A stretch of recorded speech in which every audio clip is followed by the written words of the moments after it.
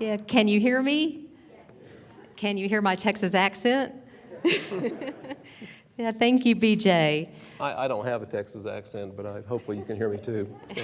Okay. Yeah, it is certainly Craig's and my pleasure to be here with all of you this morning.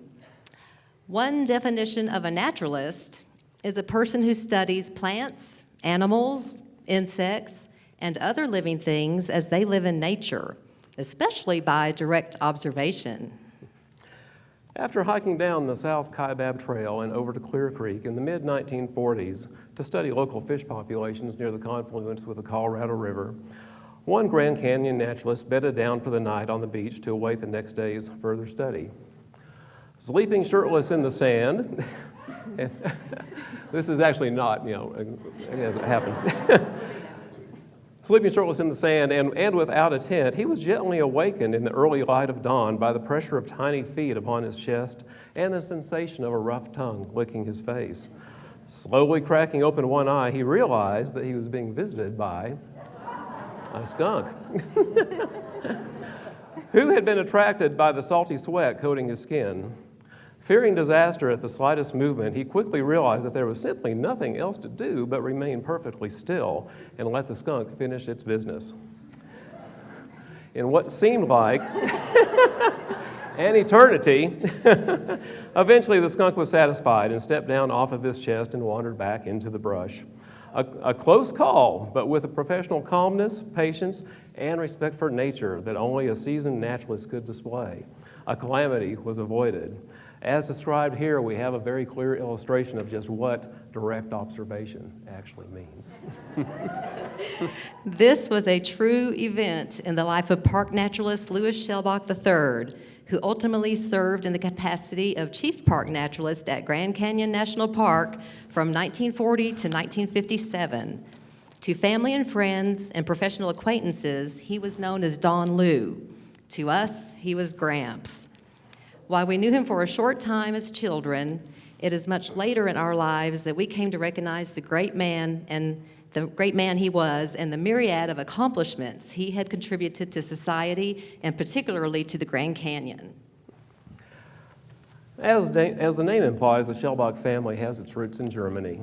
Our great-great-grandfather, Ludwig Schellbach Sr., emigrated from Germany to the United States in 1854, as did his wife-to-be, Anna Catherine Hemphill. The couple lived in the borough of Brooklyn after being married, and their grandson, Louis III, or Louis as he was known and often called, was born in New York on October 20th, 1887. Art and nature appear to have been an inherent part of Louis' character from a very early age. He was once scolded by his father for drawing pictures on a shed in the backyard of the family home, after which his father made sure that the boy had an ample supply of sketch paper to carry with him. A self-described vagabond, he spent a good amount of his early years growing up on a family farm in upstate New York and explored much of the Adirondacks and the Catskill Mountains during that time, all the time carrying a sketch pad of paper with him and drawing the various features that he saw, including the flora and fauna that he observed. Our family is fortunate to have many of the pictures from a good 100 years ago of some of the drawings that he had done, as pictured here. Yeah, didn't get that one, sorry. Okay. His early employment started with the military, enlisting with the New York National Guard in 1906 and transferring later to the Naval Reserve and then back again to the U.S. Army through to 1922. During this time, he took courses at Columbia University in New York, studying primarily in the areas of archaeology and anthropology. He also studied art at the famed Pratt Institute. If I can get, well, we seem to be stuck. There we go. Studying at the famed Pratt Institute in New York City here. As seen here, this is actually a true provenance, as our grandfather Louis is pictured on the far left there in one of the art studio rooms at the Pratt Institute. And the sketch that he actually produced after sketching the model that is posing there is on the right. We still have this picture today. His military career took him to the state of Nevada in 1922, where, with his knowledge of archaeology, he became appointed as a state archaeologist, reporting directly to the governor. It was during this time that Louis submitted a redesign for the Nevada state flag through a 1926 contest that the governor had promoted in an effort to simplify the design of the Nevada state flag, making it more simple and economical to produce. The original flag, as shown in the lower left, had some 32 separate colors in the design, and numerous variations and incorrect copies were cropping up on a continual basis. Through the competition, Louis submitted the design on the upper right, which was much more simple. And following review, the selection committee picked it as the winner for the future flag design. For all his efforts, he received a grand prize award of $25.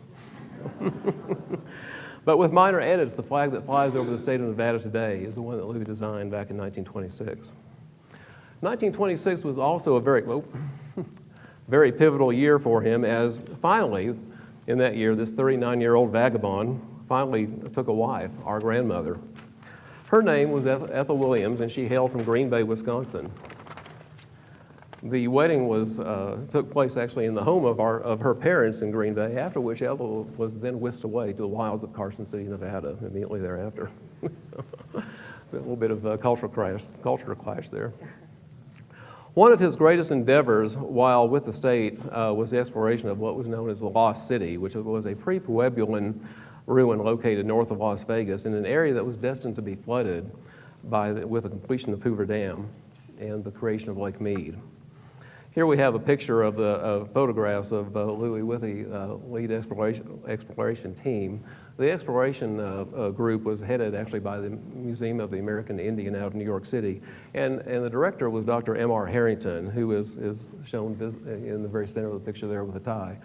Our grandfather Louis is, of course, on the right there, as we have noted here. A few of the pictures from the Lost City explorations here. Petroglyphs on the left. This is a photograph that Louis did take. He actually put his hat up there on the rock for purposes of scale. They also came across numerous burial sites as well and studied some of that information. Can you speak a little bit louder? Oh, yes. Use the mic. Oh, I'm sorry. It's not coming through? Oh, okay. Okay, I'm sorry. Okay, is that better? Okay, sorry about that. Yeah, okay, I hear it now. So, okay. Views of petroglyphs of the Lost City here. He used his hat for scale, which he has shown up there on the upper part of the rock there. And then, in addition to that, burial sites that they had found.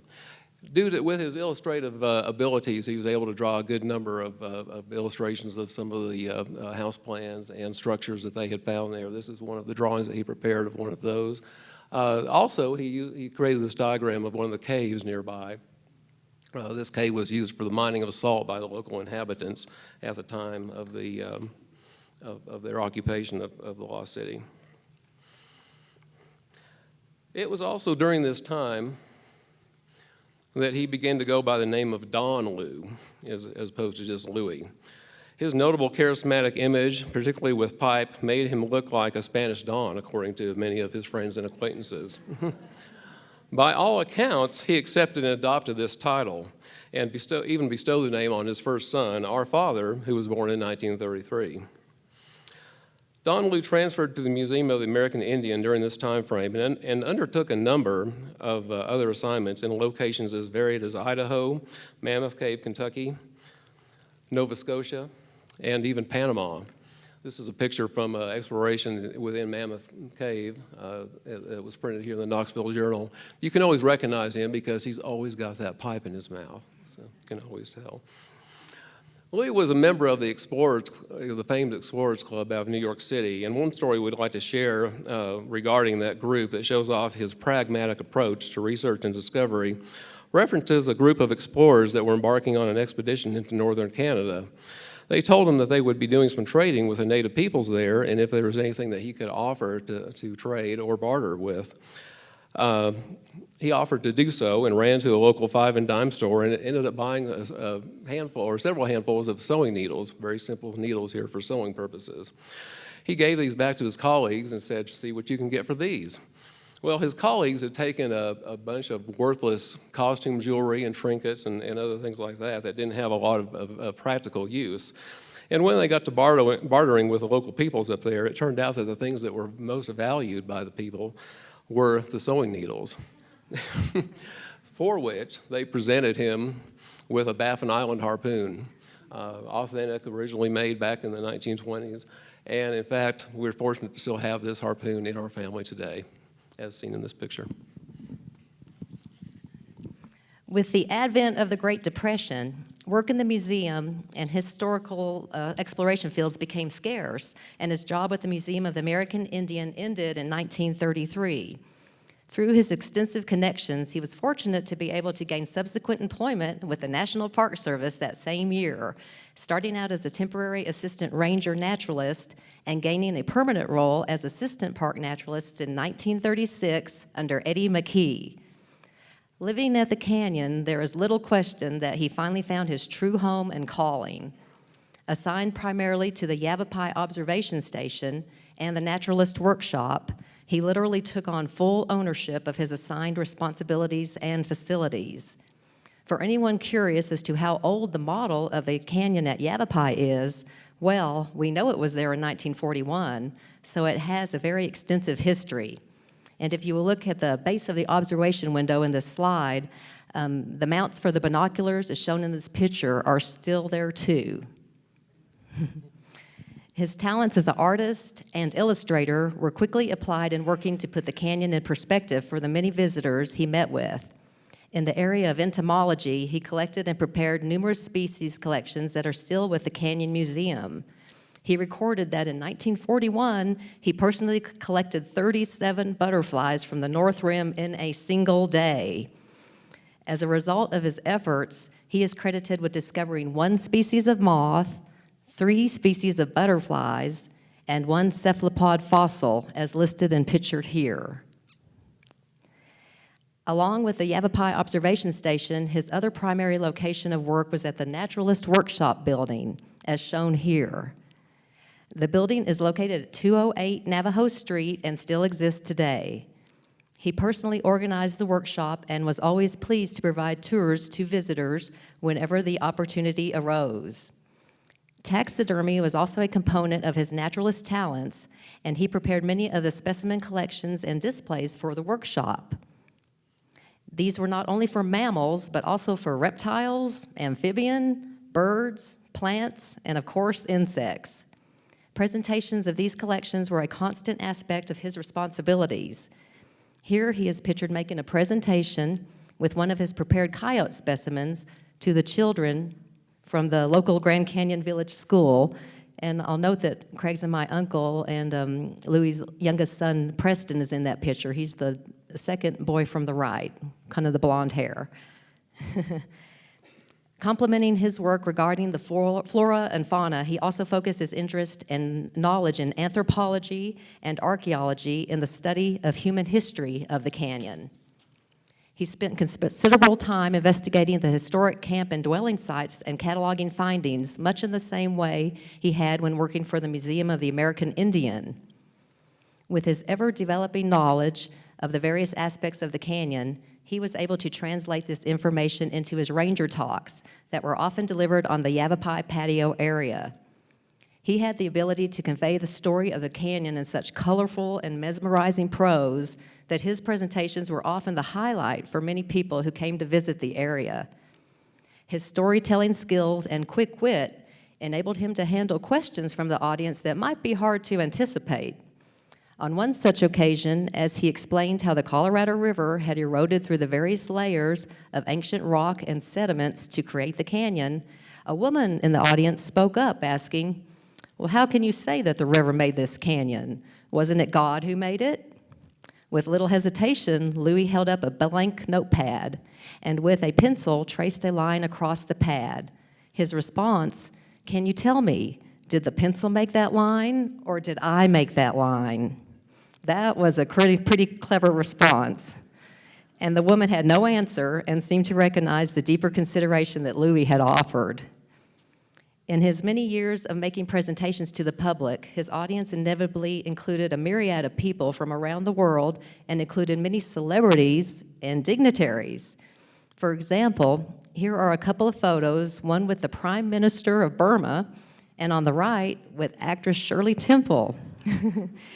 We'll have to note that the picture was made the AP Wire when it was taken in 1938 and was published in newspapers around the country. In May of 1955, Louis wrote and published an extensive article in National Geographic magazine entitled Grand Canyon: Nature's Story of Creation. Based on the amount of letters he received following the publication, it is no understatement to say that the impact of the article was literally felt worldwide. People who did not know about the canyon were enthralled by the presentation, and others that thought they knew the canyon saw it in a completely different light. For their part, National Geographic did not skimp on the space they afforded to Louis, allowing the article to fill 41 pages of the magazine with 26 color photos. Never being one to bury himself only in work and family, Louis found time to pursue membership in many professional and philanthropic organizations during his adult life. Let's say that 5 times. In addition to the Explorers Club noted previously, he was a member of the American Anthropological Society, the American Association of Museums, the Rotary, and the Boy Scouts of America. Special note is made regarding his membership in the Grand Canyon Natural History Association, our current Grand Canyon Conservancy, for which he also hosted association meetings at his house. It is especially notable that he was a fellow in the American Association for the Advancement of Science, and in 1954 was a recipient of the Distinguished Service Award. That's the highest award bestowed on an employee by the Department of the Interior. Although his official title at Grand Canyon was that of naturalist, anyone who knew him was aware that he was much more than this single title might convey. He was able to combine his knowledge of living nature with that of geology, natural history, archaeology, paleontology, and ethnology to convey the true significance of Grand Canyon and the wonders that it contains.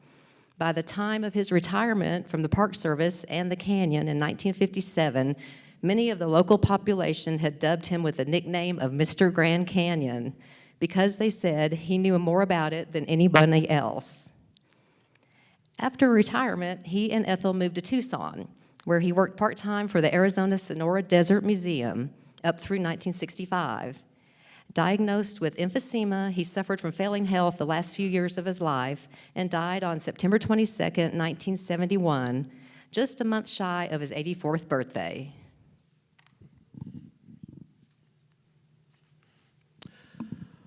Well, with so much accomplished over a lifetime, it shouldn't be too difficult to identify a legacy to associate with such an outstanding individual. Certainly, the people of Nevada can be reminded of him anytime that they view their official state flag or visit the Lost City Museum in Overton, Nevada. Another contribution well known by readers of our Old Pioneer are the diaries that he kept. His dedication to keeping a record day in and day out of his activities, along with the local and world events throughout this period of time, provides a wonderful insight into the history of our world, let alone the Park Service and the canyon in those bygone years. We can say that his contributions to the understanding of the world of the Grand Canyon are of very high value. One such individual, a ranger by the name of Joseph Hall, who worked with Louis around the 1948 to 1950 time frame, was so impressed with him that following Louis' death, he took it upon himself to have one of the butte formations in the canyon named after him. And I will note here today that Joe Hall's wife, Betty, and his daughter, Lisa, are here with us in the audience today, I believe in the far back corner there. Very proud to have you there. With regard to the nomination of the minor butte between Buddha and Isis temples, to be named in his honor, Joe Hall probably said it best in his proposal to the United States Board on Geographic Names when he stated, there we go. His greatest impact was undoubtedly through his stimulating lectures as he interpreted the Grand Canyon and all of its facets to thousands of visitors. A gifted artist who developed a high degree of skill in the preparation of museum exhibits, and from whom many of today's Park Service naturalists were inspired to work by his side in his famous naturalist workshop. With these fitting words in mind, we can certainly construe that the interactions and presentations to the myriad of people who crossed his path most certainly influenced all of them. It is the appreciation, protection, and enjoyment of the canyon for generations to come that is the legacy of Louis Schellbach III, our Mr. Grand Canyon. We are very proud to share this photo of him taken in 1955. It is one of our favorites. Aside from the butte, there is no formal permanent memorial to him, but the verse at the right, that having known thirst for knowledge, I have dug a well so that others may drink, is a verse that we know he was very fond of and probably would make a very fitting epitaph in his honor. And in closing, yes, we can easily say that Louis left a very lasting impression on just about everyone that he met. And I can say also that these critters are also likely to leave a very strong impression, although probably much less pleasant. So for all of you existing and or future naturalists out there, here's a chance for you to practice keeping your cool, just the way Louis did so many years ago. So be careful, stay calm, and know that they are yours to keep.